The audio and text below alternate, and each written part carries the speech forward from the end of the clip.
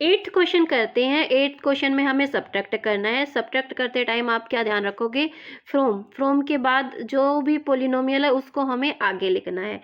हम सब्ट्रैक्ट में यही करते आ रहे हैं ना, जिसमें से सब्ट्रैक्ट करना है उसको आगे लिखते हैं। तो यहाँ पे हम लिखेंगे 4x minus 3y plus 7z। इसमें से माइनस करना है तो इसको हम लोगों ने आगे रखा। अब मैं करवा रही हूँ आपको हॉरिजॉन्टली सब्ट्रैक्ट। तो क्या करोगे, इस पूरे पोलिनोमियल को ब्रैकेट के अंदर रखोगे। अब हमें करना सब्ट्रैक्ट है तो तुम बीच में माइनस का साइन लगाएंगे और पीछे वाले ब्रैकेट में जिसको सब्ट्रैक्ट करना है वो पोलिनोमियल रखेंगे, 3x minus 2y minus z। Bracket का साइन लगाना बहुत ज़्यादा ज़रूरी है और बीच में ये माइनस का साइन लगाना भी ज़रूरी है, क्योंकि सब्ट्रैक्ट हमें करना है ना। अच्छा, पहले वाला ब्रैकेट एज इट इज़ आने वाला है। तो अभी नेक्स्ट स्टेप में हमने पहले वाले ब्रैकेट के जो भी नंबर्स हैं वो एज इट इज़ लिख दिए, हमने ब्रैकेट ऑपरेट कर दिया। अब दूसरे वाले ब्रैकेट से पहले है माइनस का साइन, तो ये ब्रैकेट के अंदर जितने भी टर्म्स हैं सभी के साइन चेंज करेगा। जो प्लस में है वो माइनस में हो जाएगा, 3x हमारा माइनस का हो गया, जो माइनस में है वो प्लस में हो जाएगा। माइनस का 2y प्लस का 2y हो गया, माइनस का z भी प्लस का z हो जाता है। अब नेक्स्ट स्टेप में आप लोगों को क्या करना होता है, लाइक टर्म्स को एक साथ लेके आना है। हमारे पास है 4x, तो देखेंगे किस टर्म के साथ x है, माइनस का 3x। इनको हम एक साथ अरेंज कर देंगे। 4x के साथ हम लोग लेके आए हैं माइनस का 3x। नेक्स्ट टर्म देख रहे हैं, उसके बाद है हमारे पास माइनस का 3y। अब देखेंगे हम किस टर्म के साथ, वेरिएबल के रूप में y है, 2y है ना, तो माइनस के 3y के साथ प्लस का 2y भी आएगा। अब लास्ट जो टर्म बच गई है 7z के साथ प्लस का z हम लोग लिख देंगे, प्लस 7z और प्लस z। अब हम लाइक टर्म्स को एक साथ लेके आ चुके हैं, तो लाइक टर्म्स आपस में सब्ट्रैक्ट हो सकती है। 4 में से 3 गया तो 1, वेरिएबल के रूप में है x, तो x बचा। अब आपको बताया जाता है कि जब भी वेरिएबल होता है तो वेरिएबल के साथ 1 को नहीं लिखा जाता, सिर्फ x लिखा जाता है जिसमें 1 ऑलरेडी होता है। तो यहाँ सब्ट्रैक्ट करने के बाद हमारे पास सिर्फ बचा है x, देन उसके बाद माइनस का 3y और प्लस का है 2y। माइनस के 3y की एब्सोल्यूट वैल्यू ग्रेटर है तो माइनस का साइन आएगा। 3 में से 2 गया तो 1 बचा, वेरिएबल के रूप में है y तो y लिखेंगे। y के आगे 1 नहीं लगाते ना, मैंने आपको ऑलरेडी बताया है। देन लास्ट में आप लोग क्या देख रहे हो, ये दोनों ही टर्म है प्लस की और प्लस का साइन आएगा, ये आपस में ऐड हो जाएंगी।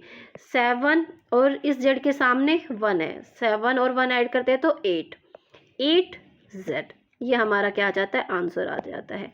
Now move to the B part. B part करते हैं, इसमें भी हमें सब्ट्रैक्ट करना है। किस में से सब्ट्रैक्ट करना है, उस पोलिनोमियल को हम आगे लिखते हैं, माइनस का 10 BC प्लस AB माइनस का 7CD। क्यों आगे लिखा, क्योंकि देखो इसी के सामने फ्रॉम लिखा है ना, तो जिसमें से माइनस करना होता है उस टर्म को हम आगे लिखते हैं, उस पोलिनोमियल को, सॉरी। अच्छा, अभी इसको रखेंगे ब्रैकेट के अंदर, देन माइनस का साइन लगाएंगे और जो दूसरा वाला पोलिनोमियल है उसको हम एज इट इज़ इस ब्रैकेट के अंदर रख देंगे, माइनस का 11AB प्लस का 6CD, ब्रैकेट क्लोज कर देते हैं। अब फर्स्ट वाला ब्रैकेट ऑपरेट करते, कोई भी चेंज नहीं होने वाला, जो टर्म्स जिस साइन के साथ है उसको एज इट इज़ लिख देते हैं। दूसरे वाले बाइनोमियल के सामने आप क्या देख रहे हो कि ये माइनस का साइन है, तो ये अंदर वाली दोनों टर्म्स का क्या करेगा, साइन चेंज करेगा। 11AB जो माइनस का है वो किसका हो जाएगा, प्लस का, प्लस का 11AB और माइनस का हो जाएगा 6CD। अल्फ़ाबेटिकली अरेंज कर लेते हैं। अच्छा, पहले हम क्या कर लेते हैं, AB वाले टर्म को आगे लेते हैं, प्लस का AB और यहाँ से लेंगे प्लस का ये 11AB, दोनों प्लस के हैं। स्टार्टिंग में जब प्लस का साइन लगाने की ज़रूरत नहीं होती तो हमने लिखा सिर्फ AB, देन प्लस का साइन लगाया 11AB। AB वाली टर्म हमारी ये दोनों हो चुकी हैं। उसके बाद हम BC वाली टर्म ले लेते हैं, माइनस का 10 BC और BC वाली कोई टर्म है नहीं, ये हमारी हो चुकी है। उसके बाद लास्ट में हम क्या करेंगे, CD वाली टर्म लेंगे, दोनों CD वाली टर्म्स को एक साथ लिख देते हैं, 7CD माइनस 6CD, दोनों ही नेगेटिव है, इस चीज़ का भी ध्यान रखना। चलो अब ऐड करते हैं। इस तरह की ये साइन आप लोग बनाना मत, मैं आप लोगों को समझाने के लिए बताती हूँ। देखो, इस ए बी के सामने 1 है और ये है 11, ये दोनों ऐड होके क्या बनाएंगे 12 ए बी। तो यहाँ पे हमारे पास आया 12 ए बी माइनस का 10 B C as it is, और ये दोनों ही हैं माइनस की टर्म, तो माइनस का साइन आएगा और ये आपस में ऐड हो जाएंगी। 7 में 6 को ऐड करेंगे तो 13, यहाँ पे हमारे पास आया माइनस का 13 सी डी, ये हमारा आंसर है। Now move to the C part.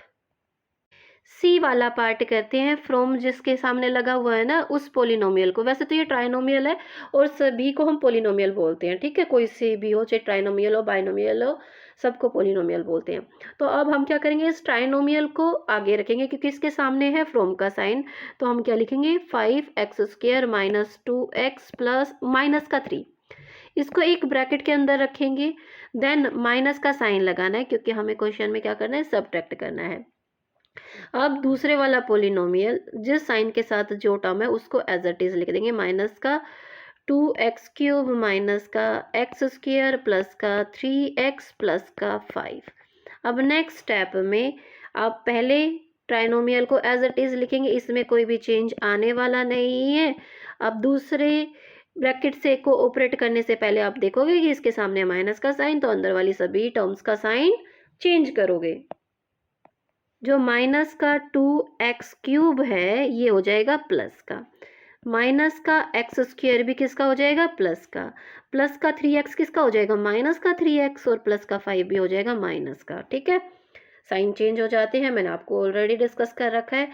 अब नेक्स्ट स्टेप में हम क्या करेंगे, सबसे पहले तो हम ना ये क्यूब वाली टर्म को आगे रख देते हैं, क्यूब वाली एक ही टर्म है और इसको हम सबसे आगे रख लेते हैं, क्योंकि जो पोलिनोमियल की स्टैंडर्ड फॉर्म होती है ना तो उसमें हाईएस्ट डिग्री जो होती है उसको सबसे आगे लिखा जाता है। ये हमने लिख दिया, प्लस का साइन है तो आगे जब हम इसको स्टार्टिंग में रख रहे हैं तो प्लस का साइन लगाने की ज़रूरत नहीं होती। अब उसके बाद x² वाली टर्म यहाँ से है 5x², यहाँ है प्लस का x², इनको लेके आते हैं। 5x के सामने कोई साइन नहीं है, स्टार्टिंग की टर्म है तो वो प्लस का है ना, प्लस का 5x² और प्लस का ही है x²। उसके बाद x वाली टर्म माइनस का 2x माइनस का 3x, इनको एक साथ लेके आते हैं, माइनस का 2x और माइनस का ये 3x। देन उसके बाद आप क्या करोगे, कांस्टेंट टर्म -3 और -5 को एक साथ लेके आओगे, -3 -5 को एक साथ लेके आओगे। ये मैं क्या करती हूँ, इनको मैं इरेज कर लेती हूँ, मैंने आपको कई बार कहा है ना ये मैं समझाने के लिए करती हूँ, आप लोग नोटबुक में मत बनाना। तो मैं इनको क्या कर लेती हूँ, इरेज ही कर लेती हूँ। अब आगे का काम करते हैं, क्यूब वाले टर्म में कोई भी चेंज नहीं आने वाला, उसको एज इट इज लिख देते हैं। अब देखो जो स्क्वायर वाले टर्म है दोनों प्लस का साइन है और ये आपस में ऐड हो जाएंगी। इसके कोफिशिएंट है 5, इसका कोफिशिएंट है 1, 5 में 1 ऐड किया तो 6x² हमारे पास आएगा, प्लस का 6x² आया। इनको सोल्व किया तो अब ये देखो x वाली टर्म दोनों ही है माइनस का साइन के साथ, तो माइनस का साइन आएगा, और 2 में 3 ऐड किया तो 5, और वेरिएबल है इनके साथ x तो x लगा दिया। देन उसके बाद दोनों कांस्टेंट टर्म भी माइनस की है, माइनस का साइन आएगा और ये आपस में ऐड हो जाएंगी, 8 आएगा माइनस का। ये आपका जी आंसर आ गया। Now move to the D part. D part करते हैं, यहाँ पे हमें किस में से सब्ट्रैक्ट करना है, -5a² माइनस b² और -2, इस ट्राइनोमियल में से सब्ट्रैक्ट करना, तो इसको हमने आगे रखा, देन माइनस का साइन लगाया। दूसरा ट्राइनोमियल जिस साइन के साथ है उसको ब्रैकेट के अंदर एज इट इज रख देंगे, अभी कोई भी चेंज नहीं करेंगे।